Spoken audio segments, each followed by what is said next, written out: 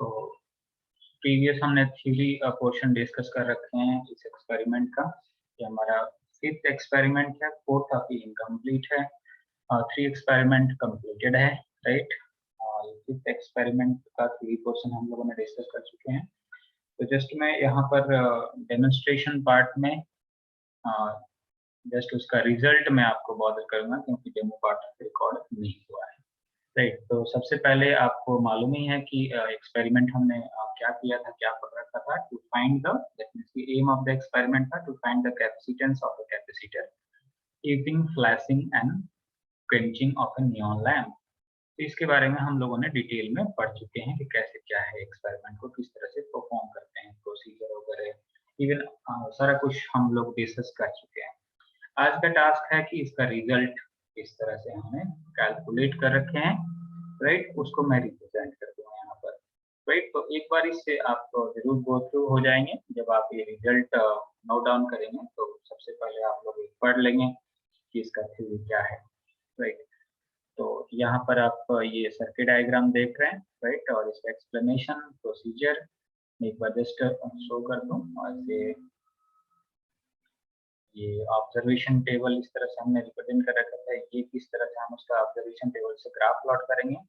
तो आज के इस लेक्चर में हम ये ऑब्जर्वेशन टेबल आपको रिप्रेजेंट करूंगा और ये ग्राफ किस तरह से आपको प्लॉट करना है आपका ही टास्क है। जस्ट मैं यहाँ पर डेटा जो मेरे पास रिकॉर्डेड है वो आपको रिप्रेजेंट कर दूंगा और आपको ग्राफ प्लॉट करना है नेक्स्ट आवर्स में, राइट। तो जितना भी ये टाइम लगता है इसमें मैं आपको एक्सप्लेन करता हूँ। उसके बाद लेक्चर के बाद इसमें आप ग्राफ प्लॉट करके और मेरे को गूगल क्लासरूम पे आप लोग अपलोड करेंगे उसमें सारा इसका ग्राफ पेपर, राइट। तो मैं दूसरे पेज पे मूव करता हूँ। जो फाइल दूसरी फाइल है रिजल्ट वाली। तो आई होप कि आपकी स्क्रीन पे प्रॉपर दिख रहा है ऑब्जर्वेशन टेबल। तो ऑब्जर्वेशन टेबल हमें क्या बनाना था, यहाँ पर आपको देख सकते हैं कि ऑब्जर्वेशन टेबल में सीरियल नंबर ये लिखा है नॉन कैपेसिटी यानी कि कैपेसिटेंस बेसिकली, राइट। 3 कैपेसिटर की हमने बात किए थे और एक अननोन कैपेसिटर की बात की थी। टोटल 4 कैपेसिटर था और 5 की था, राइट। तो यहाँ पर इवन मैं समझाने के लिए ये सर्किट डायग्राम भी यहाँ पेस्ट कर दिया, ये ग्राफ को भी यहाँ पर अलग अलग से पेस्ट कर दिया यहाँ पर, सो दैट कि आप एक ही पेज पे सारे को समझ सकते हैं। बहुत ही सिंपल है, बट मतलब ऐसे देखने में सिंपल है, बट प्रैक्टिकल जब आप परफॉर्म करेंगे तो नो डाउट बहुत ही ज्यादा कंसंट्रेशन की रिक्वायरमेंट होती है। जैसे कि मैंने बताया ना कि 1 डे मतलब अराउंड 3 to 4 आवर्स इसमें वर्कआउट किए, बट उसका रिजल्ट कुछ पॉजिटिव नहीं रहा, है ना। तो ओवरऑल कंसंट्रेशन की इसमें बहुत रिक्वायरमेंट है, जस्ट वो टाइम नोट आउट करने के लिए। तो मैं उसको पहले एक बार सर्किट डायग्राम आप देख लीजिए कि इसमें कैपेसिटर 3 लगे रहते हैं, राइट, जो कि नॉन होते हैं और एक कैपेसिटर अननोन होता है, राइट। तो यहाँ पर जो वैल्यू लिखा है वो जरूरी नहीं है कि हमारे एक्सपेरिमेंटल किट में हो, राइट, ये डिफर कर सकता है। तो जो हमारे एक्सपेरिमेंटल किट में वैल्यू है दैट इज C1 की वैल्यू है 0.47, C2 की वैल्यू है 3.30 एंड C3 की वैल्यू है 4.7, यानी कि ये नॉन वैल्यू है 3 कैपेसिटर की, राइट। यहाँ पर 3 कीज यूज कर लिए और इसको इंक्लूड करने के लिए ये P4 यूज कर लिए। तो प्रोसीजर आपको डिटेल में बता रखे हैं, उसको मैं दोबारा नहीं बॉदर करूंगा। जस्ट एक बार जो डेटा यहाँ पर रिप्रेजेंट रखा हूँ उसको रिप्रेजेंट कर रहा हूँ मैं, राइट। उसको एक्सप्लेन कर देते हैं, राइट। तो ये C1 C2 की वैल्यू है। तो अब देखो ये कैसे मैंने नोट कर रखा हूँ, इस ऑब्जर्वेशन टेबल से भी अगर मैं डेमोन्स्ट्रेट ना करूँ तो भी आप इसे समझ सकते हैं कि हमने जैसे प्रोसीजर में क्या किया कि इसको हमने यहाँ से डीसी पावर सप्लाई ऑन कर दिए, ये की इंसर्ट कर दिए। इसको इंसर्ट करने से पहले जैसे कि हमने ये कीज को हमने क्लोज कर दिए, राइट, इसको ऑन कर दिया। तो यानी कि सर्किट में केवल C1 में चार्ज को स्टोर करेगा, यानी इसको आप क्लोज कर दिए तो सर्किट में C1 एक्टिव होगा, राइट। तो C1 की वैल्यू उस टाइम कितना होगा 0.47, राइट। ये हम यहाँ पर मेंशन करते हैं। अब क्या एक ऐसे मैं रिप्रेजेंट कर दूंगा तो सारे के सारे आपको समझ में आ जाता है। अब क्या करना है कि ये हमने ऑन कर दिया है, तो होगा क्या कि ये नियॉन लैम्प फ्लैश करेगा, है ना, ब्लिंक करेगा, ब्लिंक करना स्टार्ट हो जाएगा। यहाँ से ना हम एक पार्टिकुलर वैल्यू को इंक्रीज करते जाएंगे पोटेंशियल का, राइट। तो एक पार्टिकुलर वैल्यू पे क्या करना करेगा, ये फ्लैश करना स्टार्ट हो जाएगा, फ्लैशिंग एंड क्वेंचिंग स्टार्ट हो जाएगी इसमें ऑनलाइन में। तो उस फ्लैशिंग जो हो रही है ना, जो ब्लिंक कर रहा है, उस ब्लिंकिंग को काउंट करना है, राइट। कितने फ्लैशेस के लिए काउंट करना है टाइम, 20 फ्लैशेस के लिए, राइट। जैसे कि ये 1 2 3 4 इस तरह से उसको काउंट करना है कि 20 फ्लैश जब ये आपने ऑब्जर्व किए तो उसमें टाइम कितना लगा, राइट। तो बहुत ही कंसंट्रेशन भी, ऐसा नहीं कि हम गॉसिप कर रहे हैं और उसको नोट डाउन कर रहे हैं तो उसमें आपका मिस हो जाएगा, वो रिजल्ट डिस्टर्ब हो जाना है, राइट। तो बहुत ही केयरफुली उस पर कंसंट्रेशन होना चाहिए, कोई भी मिस नहीं होना चाहिए। तो उस टाइम को हमने 20 फ्लैशेज जो यहाँ पर ब्लिंक जो किया, ये लाइट इसमें से जो ऑब्जर्व किया, उसको हमने टाइम नोट किया स्टॉप वॉच से, दैट इज 12.27 सेकंड, राइट। अब सेम दूसरा टास्क कर लेते हैं, known capacity plus unknown capacity. अब हमने क्या किया कि इसको डिस्टर्ब नहीं करना है, ये पावर सप्लाई पे क्या होगा, स्टार्ट हो गया, फ्लैशिंग करना स्टार्ट हो गया, राइट। तो इसको डिस्टर्ब नहीं करना, अब ये फिक्स रहना है थ्रू आउट द एक्सपेरिमेंट, इसको डिस्टर्ब नहीं करना है, राइट। अब इसको हम क्या करेंगे कि यहाँ से ये ऑफ कर देंगे, ये वाले को ऑफ कर देंगे, राइट। अब इसको भी ऑफ कर देंगे और फिर वापस इन तीनों को ऑन करेंगे, एक तो K1 को, K2 K4 को एंड K2, यानी कि अब हो जाएगा C1 plus CX, C1 plus CX। यहाँ पर जस्ट अननोन कैपेसिटी को मैंने C से रिप्रेजेंट कर रखा है, जिसको हमें कैलकुलेट करना है, राइट। तो ये अब जो टाइम हमें फ्लैशेज तो होगा ही, बट उस और ज्यादा टाइम लगेगा क्योंकि ये कैपेसिटेंस की वैल्यू इंक्रीज हो गई, राइट। तो टाइम उसमें इंक्रीज हो जाना है, ये आपको ध्यान रखना है।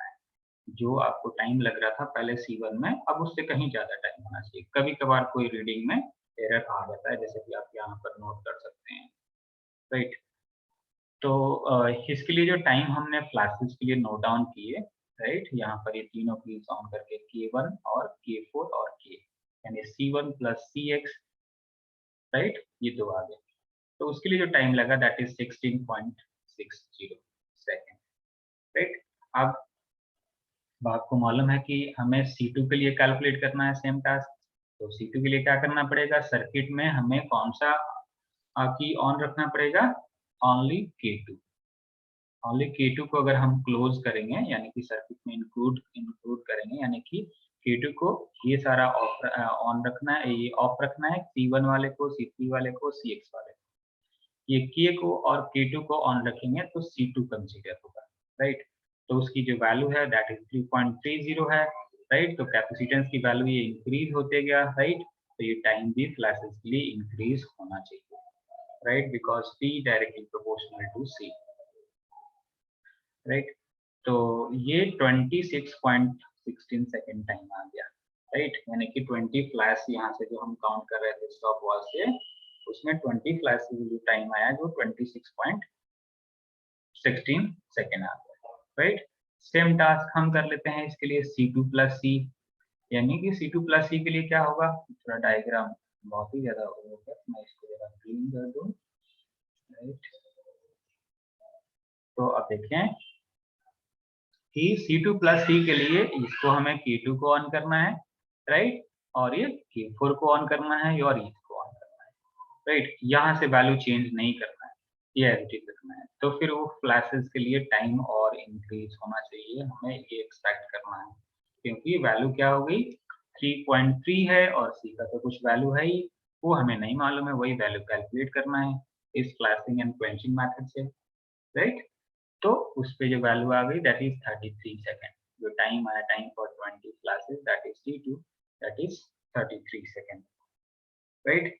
तो इसी तरह से हम C3 कैलकुलेट कर लेंगे, राइट।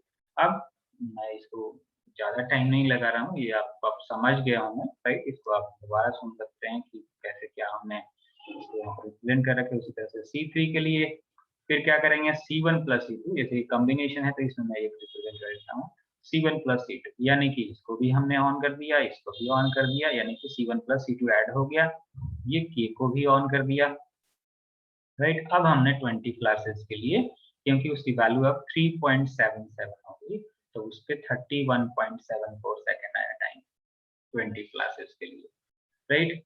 उसी तरह से C1 प्लस C2 के लिए कैलकुलेट कर लेंगे, दैट इज 40.42 सेकेंड, जो भी उस टाइम रीडिंग आएगा, ये रिकॉर्डेड रीडिंग है, राइट।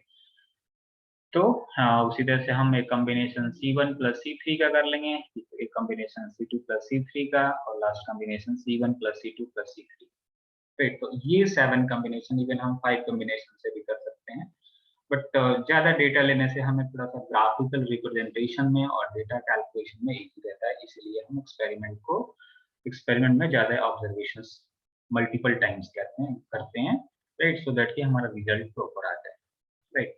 तो ये सारा यहाँ पर डेटा रिप्रेजेंटेड है।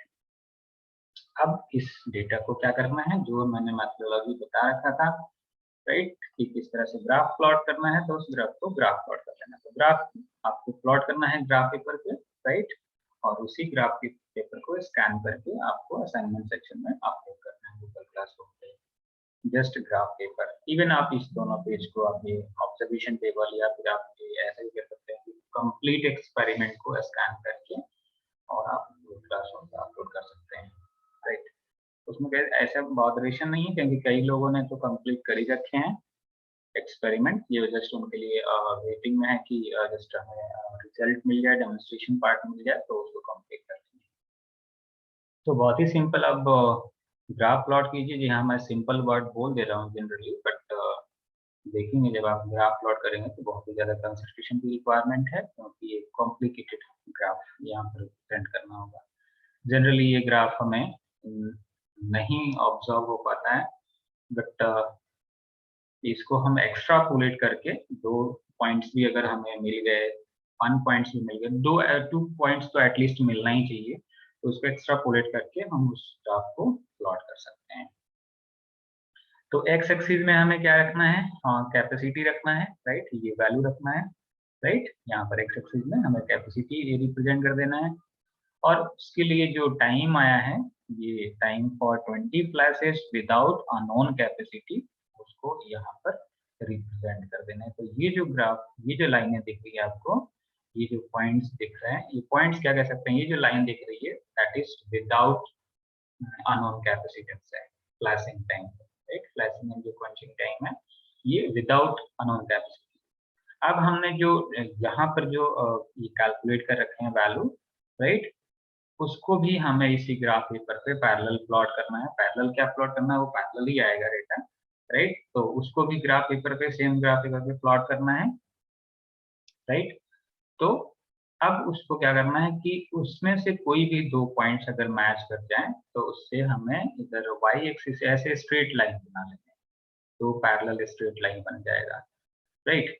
अब दो इस पैरेलल स्ट्रेट लाइन से हमें इस तरह से वैल्यू कैलकुलेट कर सकते हैं अननोन कैपेसिटेंस सी की, उसको मैं रिप्रेजेंट कर देता हूँ। बहुत ही आसानी से आप इस फॉर्मुलेशन से कैलकुलेट कर सकते हैं। तो ये जो दो ग्राफ आए, दो स्ट्रेट लाइन आएंगे, अब फिर आपको एक्स एक्सिस के पैरेलल स्ट्रेट लाइन ड्रॉ करना है, जो कि वो ए पॉइंट और बी पॉइंट पे क्रॉस करे। यानी एक्स एक्सिस पे ये जो 2 लाइनें हैं, उसको यहाँ से आप एक स्ट्रेट लाइन प्लॉट कीजिए, right, parallel to x axis.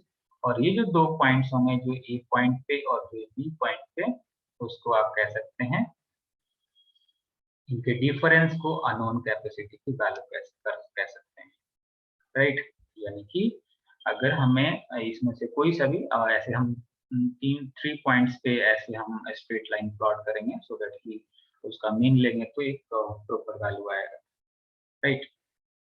तो देखिए यहाँ पर ए बी सी डी और E F 3 straight line x axis के पैरेलल यहाँ पर प्लॉट किया गया है, और उससे फिर परपेंडिकुलर ड्रॉ कर दिए, सो दैट कि हमें इसके पे पार्टिकुलर लोकेशन पे कैपेसिटेंस की वैल्यू मिल जाएगा। तो जस्ट ये डिफरेंस जो होगा that is the unknown capacitance. जैसे सी एक्स कैलकुलेट करना है ए बी पॉइंट का, ए और बी का, तो C X is equal to A B. ये फॉर्मुलेशन मैंने बताया था कि आपने फॉर्मूला इसमें लिखना है, the unknown capacitance that can be calculated by this formulation with the help of graph, right। तो Cx is equal to AB, that means कि CD minus C। तो यहाँ पर तो पार्टिकुलर वैल्यू है ही हमारे पास कैपेसिटेंस की, तो CB की वैल्यू जो है उसमें से CA की वैल्यू से सब्ट्रैक्ट कर देंगे, तो हमारे पास कुछ ना कुछ वैल्यू माइक्रो फैरड में आनी चाहिए, माइक्रो फैरड में है, राइट। उसी तरह से CD की वैल्यू कैलकुलेट कर लेंगे, राइट। तो सी डी के कैलकुलेट करना है तो सी डी माइनस सी सी। उसी तरह से ई एफ की वैल्यू कैलकुलेट कर लेंगे, राइट। तो higher value minus lower value यानी कि सी एफ माइनस सी ई, राइट। तो सारे के सारे वैल्यू कुछ ना कुछ आएगा और माइक्रो फैरड में आएगा। उसका मीन वैल्यू कैलकुलेट कर लिया, यानी 3 वैल्यू आपने कैलकुलेट किए, तो तीनों वैल्यू को 3 से डिवाइड कर देंगे प्लस करके, तो जो भी वैल्यू आएगा that will be the unknown value of capacitance and that will also be in micro farad, right. तो ये आपको रिजल्ट कैलकुलेट करना है, राइट। ग्राफ प्लॉट करके और रिजल्ट की वैल्यू इसमें कैलकुलेट करना है, राइट। ऐसे मैंने कल टाइम इसमें इन्वेस्ट करके ऐसे रिप्रेजेंट कर रखा हूँ, राइट। इस तरह से कुछ आपको नेचर मिलेगा। इसको आप कोशिश करेंगे कि हॉरिजॉन्टल बेस में रखें सो दैट ये ग्राफ आउट ऑफ ग्राफ ऊपर ना जाए, राइट। तो ज़्यादा टाइम के लिए मैं इसको रिप्रेजेंट ना करके आपको ये टास्क करना है ना, क्योंकि ये सारा कुछ अगर मैं रिप्रेजेंट कर दूंगा तो आपके लिए कुछ इसमें रह ही नहीं जाना है। तो ये टास्क आप लोगों को, राइट। आई होप कि आप लोग एक ग्राफ प्लॉट कर लेंगे और नहीं कुछ प्रॉब्लम आती है तो आप लोग कम्युनिकेट कर सकते हैं व्हाट्सएप पे, राइट। ज़्यादा हाइपर ना होइएगा, कोशिश कीजिएगा कि आप लोग प्लॉट कर लें और प्लॉट कर ही लेंगे। इतने सारे आप लोगों ने ग्राफ जो है रिप्रेजेंट कर ही रखे हैं, राइट। तो आज के लिए इतना ही। नेक्स्ट लेक्चर में हम लोग डिस्कस करेंगे next experiment, self inductance calculate करेंगे बाय एंडरसन ब्रिज, राइट। तो उसका भी स्टडी मटेरियल जो होगा वो मैं आप लोग को रिप्रेजेंट कर दूंगा।